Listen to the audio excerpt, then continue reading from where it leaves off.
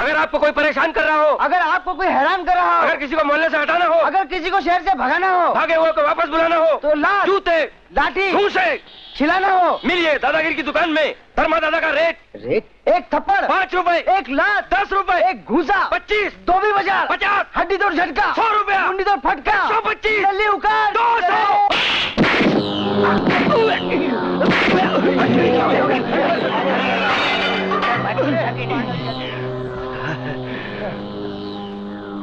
अरे मेरे बाप, कौन है तू? अपन को नहीं पहचानता भेड़ो? आखा दुनिया जानती है अपन इस एरिया का बादशाह है। अपन दादा है गरीबों में फकीरी का, लफड़ेबाजों में वसूली का, दादा लोगों में दादागिरी का। समझे? खंबे की माफिक खड़ा हो। अपन को वसूली करने का है। अब्दुल सेठ। जी दादा। दुम्बा लोग कितने का माल खाइला पीला है? ये 450 और ये मोटा 700 रुपए। अब जल्दी से दोनों माल निकालो, नहीं तो दोनों के टकलों से बाल निकाल दूंगा। क्यों? ये एक्टिंग न खाओ। माल पाए जे माल। नीचू नीचू खीसे में हाथ डाल। इस हराम के माल को अपन हलाल का बनाएगा अभी। इधर साला। ये लो धर्मा दादा। खाली पीले अपन का भेजा खराब मत कर। माल सेट को दो, अपन सेट से वसूल करेगा। चलते हैं धर्मा दादा। हाँ ठीक है ठीक है। 2 3 4 5 ये लो धर्मा दादा। सेठ 50 रुपए ज्यादा लगेगा। अरे वो क्यों? वो जाने को 2 एक्स्ट्रा फाइट मारे अपन ने। कौन ने किया क्या? ठीक है ठीक है ठीक है। अच्छा ठहरो, 50 रुपए जाने दो, अपन ये लेकर जाएगा। जान छुटी। दीपा, दीपा, तुम अपन की दुनिया में एक नई जिंदगी लेकर आई थी, और फिर रोज शराब में थोड़ा थोड़ा जीने वाली मौत लेकर चली गई। जानता हूं दीपा, अब तो कभी अपन की जिंदगी में लौट कर नहीं आएगी, कभी लौट कर नहीं आएगी। धर्मों को भगवान ने बहुत बड़ा कलेजा दिया है। अपन इस दुख को बर्दाश्त करेंगे दीपा। सुन सुन, तुझे दुनिया के सामने रुसवा नहीं होने दूंगा। हर किसी की जिंदगी में मिलाप थोड़ी लिखा है। जुदाई भी तो है। जुदाई तो क्या, अपन तुम्हारे लिए मौत का जहर पीने के लिए तैयार है दीपा। पर अपने धर्मा को इतना तो बता दे, ऐसी कौन सी मजबूरी है? बाबूजी दिल के मरीज हैं। अगर 7 दिन के अंदर अंदर उन्हें विलायत ले जाकर उनका इलाज न कराया गया तो उनकी जिंदगी खत्म हो सकती है। जिस पिता ने मुझे जन्म दिया, बेटी होने का हक मुझे को अदा करना है। अपने घर को पिताजी के मौत के मातम से बचाने के लिए मैंने अपनी सारी खुशियों का गला घोट दिया है। ये लाल साड़ी, ये सोने के कंगन, सब उसी का दिया हुआ है जिसने मेरे पिताजी का इलाज का जिम्मा लिया है, जो मुझसे शादी करने वाला है। दीपा, ये क्या कह रही है तू? दीपा, अपन तुम्हारी मांग में किसी और का सिंदूर नहीं देख सकेगा, नहीं देख सकेगा अपन तेरे गले में किसी और का मंगलसूत्र। देख, तू धर्मा की होती किसी और की नहीं हो सकती, नहीं हो सकती। तो क्या मैं अपने बाबूजी को मौत की सूली पर चढ़ा दूं और उनकी चिता पर तुम्हारे साथ फेरे ले लूं? 4 पल्लों के वास्ते तुमने किसी सेठी का हाथ थाम लिया? अपन मर नहीं गया था? तुम्हारे बाबूजी का इलाज अपन भी करवा सकता था। उनके इलाज के लिए अपन चोरी करता, डाका डालता, कहीं से भी रुपए लेकर आता। यही तो मैं नहीं चाहती थी। मैंने तुमसे सच्चा और पवित्र प्यार किया है। और मैं अपनी मोहब्बत को जेल की दीवारों में नहीं देख सकती, नहीं देख सकती। दीपा, तू समझती है अपन तुम्हारे बगैर जिंदा रह सकता है? तुम्हें जीना पड़ेगा धर्मा। वादा करो मुझसे कि तुम मेरे बगैर जियोगे। हमारे प्यार को सच्चा साबित करने के लिए तुम जियोगे, वरना जीते जीते क्या मरकर भी चैन नहीं मिलेगा मुझे। इतनी सख्त सजा देकर जा रही है दीपा, जिंदगी छीनकर जीने का वादा मांग रही है। तुम क्या समझते हो कि मुझे ऐसी जिंदगी गंवारा है? लेकिन गरीब माँ बाप की औलाद होने के नाते मेरा ये फर्ज बनता है कि मैं अपने प्यार को कुर्बान कर दूं। धर्मा, तुम्हें मुझे भूलना होगा, मुझे भूलना होगा। दीपा, ना दीपा, अपन तुमको भूल नहीं सकेगा, कभी भूल नहीं सकेगा। लेकिन अपन वादा करता है, आज के बाद तुम्हारी जिंदगी में कभी नहीं आएगा, कभी नहीं आएगा। अपन वादा करता है, अपन हमेशा तुम्हारे लिए दुआ करेगा, तुम्हारी जिंदगी खुशी से गुजरे।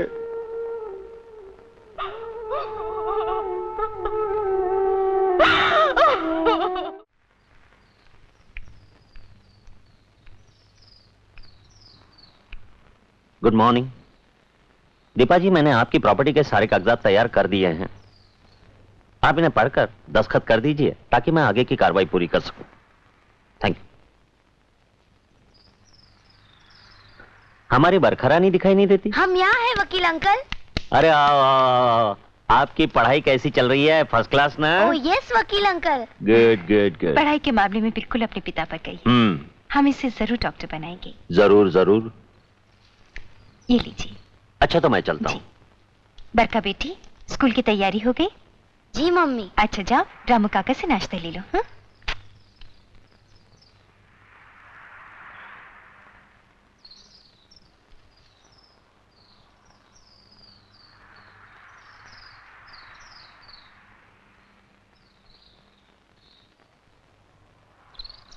दीपा भाभी, मुझे माफ कर दो दीपा, मुझे माफ कर दो। मुझे अपने किए की सजा मिल गई है। मैंने 3 साल जेल में चक्की पीसी और बाहर गरीबी ने मेरे बीवी बच्चों को पीस के रख दिया। मैं खुद भूखा प्यासा रह सकता हूं, लेकिन अपने बच्चों को भूख से तड़पता, धूप में जलता हुआ नहीं देख सकता। मैं तुमसे दया की भीख मांगने आया हूं दीपा, मुझे माफी दे दो। माफी? माफी हमसे क्यों मांग रहे हो? अपने हिस्से की सारी दौलत को शराब खाने और जुए के अड्डे पे तुम्हें नहीं तो उड़ा दिया था? साहूकारों से पैसे उधार लेकर इस खानदान का नाम तुम्हें नहीं तो मिट्टी में मिला दिया था? और आज अपना मुंह काला करने के बाद हमसे क्या लेने आए हो? जिंदगी में एक बार सुधरने का मौका तो कानून भी देता है। मुझे सिर्फ एक मौका दे दीजिए। अपनी जिंदगी को नए सिरे से शुरू करने के लिए मुझे कुछ पैसे दे दीजिए। मैं यकीन दिलाता हूं कि मैं अपनी जिंदगी को वाल्मीकि की तरह बदल दूंगा। ये मगरमच्छ के आंसू जाकर समंदर की मछलियों को दिखाना। तुम मेरे स्वर्गीय पति के बड़े भाई हो, इसलिए मैं तुमसे बात कर रही हूं, वरना तुम जैसे इंसान की शक्ल देखना गवारा नहीं करती। ऐसा मत कहो दीपा भाभी, ऐसा मत कहो। मुझे गाली दो, मुझे मारो, चाहो तो मेरे जिस्म से खाल अलग कर दो, लेकिन मुझे अपने रिश्ते से अलग मत करो। ताऊजी अब क्यों रो रहे हैं? बरखा बेटी, तुम ही समझाओ ना अपनी मम्मी को। अगर इन्होंने सहारा नहीं दिया तो हम कहीं का नहीं रहेंगे। बरखा, तुम ऊपर जाओ। आज इसके प्यारे पापा की बरसी है दीपा। तुम्हें अपने पति की आत्मा की शांति का वास्ता मेरी मदद करो। मुझे सिर्फ 25,000 रुपए दे दो, कोई छोटा मोटा धंधा शुरू कर लूंगा। मेरे बीवी बच्चे तुम दोनों को दुआएं देंगे। मम्मी मम्मी दे दो ना, देखो बेचारे कितना रो रहे हैं। हाँ।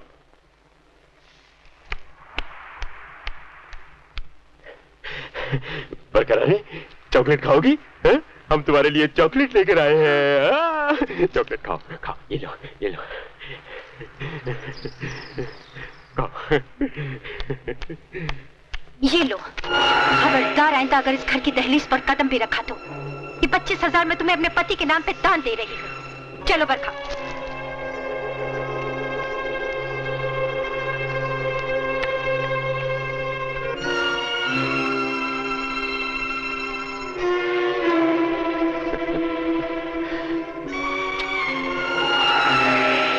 हरामी साली। अरे ओ शांति, जो बेटा पढ़ रहा है क्या? और वो चांदी बिटिया किधर है? वो अंदर है। पापा, आप इतने सारे पैसों का क्या करोगे? दारू पियोगे ना? पापा, मैं भी जब बड़ा होऊंगा तो आपके साथ दारू पीऊंगा। चल बे, दारू पीऊंगा। जा अंदर जाकर पढ़ और चांदी से एक बार पढ़े। जा। ए शांति, शांति।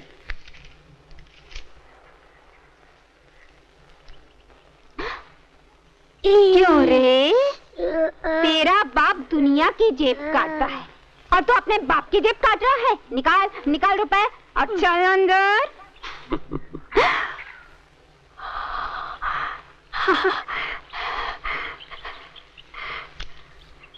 जी, ये तो बिल्कुल तुम पे गया है। अरे ओ मूर्खा, मेरा बेटा मुझ पे नहीं जाएगा तो क्या पड़ोसी पे जाएगा? हाँ? क्यों जी, इतने से रुपए में हमारी क्या जिंदगी कट जाएगी?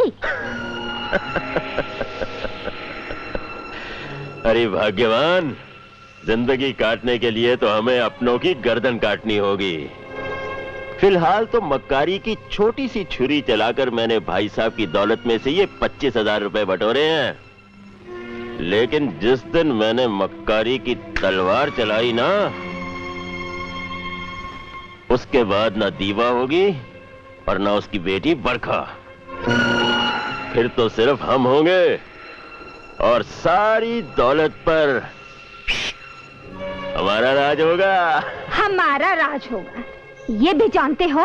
खून की सजा फांसी होगी, फांसी। आज तक वो फंदा ही नहीं बना जो मेरे गले में फिट हो सके। जानती नहीं, मैं तोलता पहले हूँ और बोलता बाद में हूँ। देखो जी, मैं तुम्हें जान पे खेलने नहीं दूंगी। और फिर हमारे हिंदुस्तान में किराए के टट्टुओं की कमी है क्या? 10,000? मेम साहब, ये 10,000 लेकर करने वाला कोई आइटम अपन के मेनू कार्ड में नहीं है। अपन पूछ सकता है इतना रोकड़ा देकर कौन सा काम करवाना मांगता हमसे? किसी की हमेशा हमेशा के लिए बोलती बंद करनी है, किसी औरत का खून करना है। खून? अपन धर्मा दादा है, धर्मा कसाई नहीं। अपन सिर्फ तोड़फोड़ करता है, किसी का खून नहीं करता। लगता है अपन का मेनू कार्ड नहीं पढ़ा। अपन के बिजनेस में खून करने का आइटम नहीं है। सुना तो यही था कि धर्मा दाम लेकर कोई भी काम कर सकता है। बोलो, दाम तुम्हारा, काम हमारा। साली, अगर अभी अपन तुम्हारा मर्डर करते तो कोई 10,000 देकर तुम्हारी जान बचा सकता है। नहीं ना, तो ये अपना रोकड़ा उठाओ, कोई दूसरा रास्ता देखो, फूटो यहाँ से। वाह वाह वाह वाह वाह वाह, क्या ऊंचे ख्याल हैं आपके। भाई मान गए, सलाम करते हैं। देखा भाग्यवान, आखिर शर्त में जीत ही गया ना। तू कौन है बे? मैं इसका मर्द। मैंने तो इससे कहा था कि धर्मा मारपीट का काम तो बिल्कुल करता ही नहीं, और अगर करता भी है तो सिर्फ अच्छाई के लिए। बस 5-5 हजार की शर्त लग गई।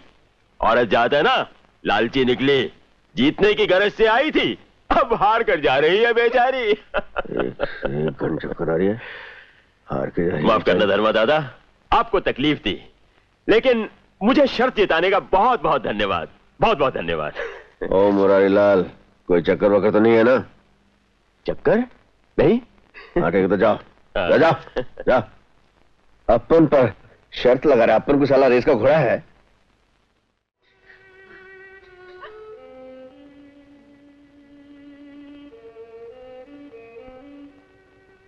पहले मेरा प्यारा भाई छोड़कर चला गया और अब तुम भी चली गई। तुम्हारी बजाय मौत मुझे क्यों नहीं आ गई भाभी? मुझे क्यों नहीं आ गई? हे भगवान, मेरी दीदी को क्यों बुला लिया? इस मासूम सी बच्ची को अनाथ क्यों बना दिया भगवान? अनाथ तो हम हो गए। दीपा की मेहरबानियां एक माँ की ममता की तरह हमारे सर पर थीं। हाँ वकील साहब, अब तो जिंदगी भर दीदी की औलाद को अपनी औलाद से बढ़कर समझना है। हम आपको यकीन दिलाते हैं, इसे कोई तकलीफ नहीं होगी। हम इसे अपने सीने से लगा कर रखेंगे। नहीं मिसेस भानु प्रताप, आप रिश्तेदार जरूर होंगी लेकिन हकदार नहीं, क्योंकि दीपा देवी ने अपने जीते जी एक वसीयत की थी। वसीयत कर गई थी?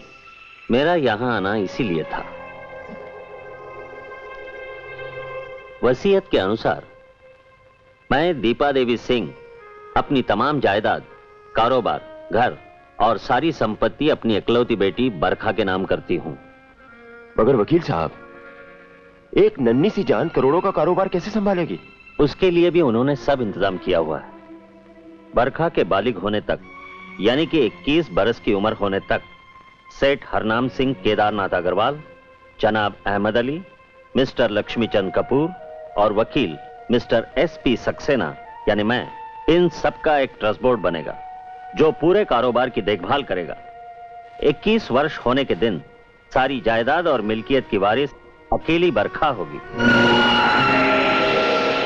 अगर जिंदगी में कुछ अनहोनी हो जाए, मेरी बेटी बरखा को कुछ हो जाए, तो तमाम जायदाद स्कूल्स, हॉस्पिटल्स और चैरिटेबल इंस्टीट्यूशंस को दान कर दी जाए। मेरी बेटी के बाद इसका वारिस और कोई नहीं होगा। नहीं वकील साहब, उसे दौलत की जरूरत नहीं, उसे तो माँ के प्यार की जरूरत है।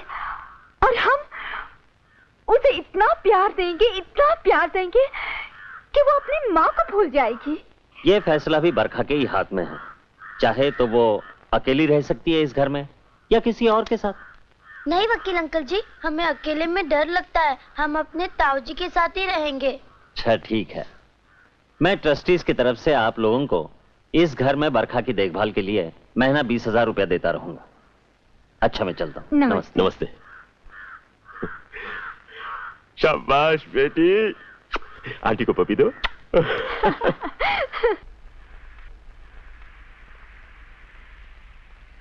साहब, हमारा कसूर क्या है? हमें नौकरी से क्यों निकाला जा रहा है? कसूर? भाई कसूर तुम्हारा नहीं, तुम्हारी तकदीर का है, हमारी बदकिस्मती का है।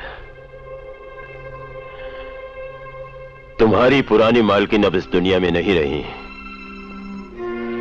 इसीलिए आज से इस घर में नया कानून शुरू होने वाला है। नए तरीके, नए असूल और इस घर का नया बजट। और इस नए बजट में तुम्हारी तनख्वाहें देना मुश्किल ही नहीं बल्कि नामुमकिन है। हमें माफ कर दो भाई।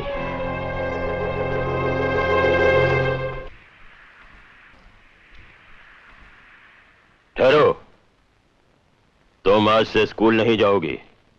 हम स्कूल नहीं जाएंगे तो डॉक्टर कैसे बनेंगे? तुम्हें डॉक्टर बनने की कोई जरूरत नहीं है, क्योंकि इस घर की हर बीमारी का इलाज आज से इस हंटर में है। नहीं, मम्मी कहती थी कि हम बड़े होकर डॉक्टर बनेंगे। डॉक्टर नहीं, मैं तुम्हें मरीज बनाऊंगा। ऐसा मरीज जिसकी बीमारी की दवा किसी भी डॉक्टरी की किताब में नहीं मिलेगी।